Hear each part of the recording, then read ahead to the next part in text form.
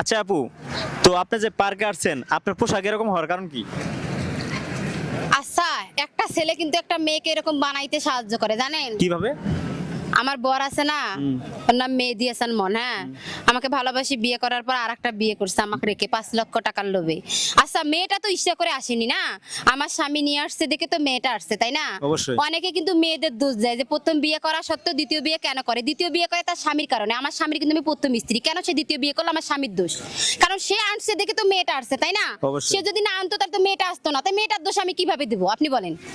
হ্যাঁ। সে যদি আমাকে ভালোবাসতো তাহলে তো সে বলতো যে পরক্রিয়া করি আর প্রেম করি যাই করি, আমার তো বউ রানী আছে এত সুন্দরী না, তাহলে তো সে কুৎসিত বিয়ে করতো না। এই রানীর এটা থুয়ে হুম। চাকরানি ধরছে নাকি? হ্যাঁ, ধরছে 5 লক্ষ টাকার বিনিময়ে করছে।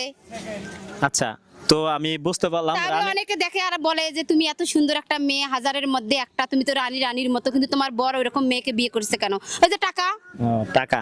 আচ্ছা, তো তাই আমি এরকম ড্রেস এই যে